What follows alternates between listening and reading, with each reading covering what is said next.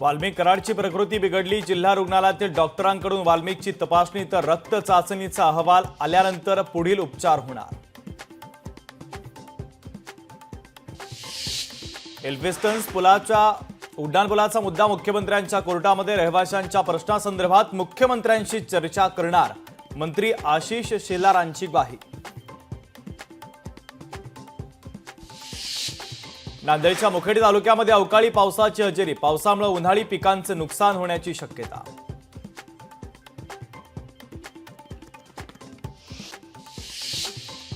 मुस्लिम personal law बोर्डच्या वतीनं उद्या परभणीत मराठवाडा स्तरीय एतेजाज कार्यक्रम तर वक्फ सुधारणा कायद्याला विरोध करण्यासाठी शहरातील ईदगाह मैदान येथे कार्यक्रमाचं आयोजन।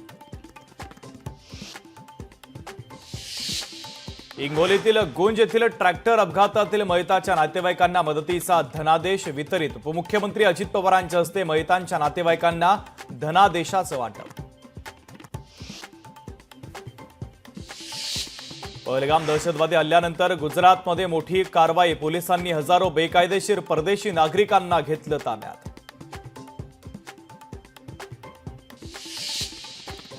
जिल्हा नियोजन समितीच्या निधीमध्ये गडबड झाली तर जिल्हाधिकाऱ्यांनाही सोडणार नाही। परभणीत उपमुख्यमंत्री अजित पवारांचा जिल्हाधिकाऱ्यांना थेट इशारा।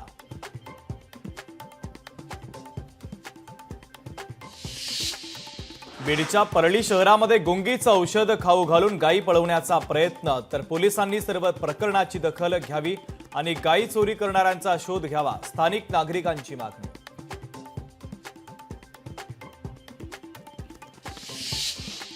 धनगर समाजाला न्याय देण्यासाठी त्यांना आरक्षण देण्यासाठी राम शिंदेच काफी आहेत तर महसूल मंत्री चंद्रशेखर बावनकुळेंचं महत्त्वाचं विधान।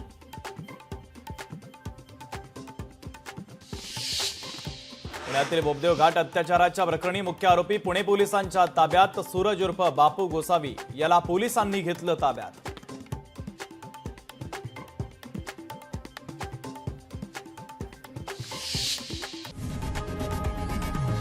लोकशाही मराठी ऐका, पहा, जागरूक रहा।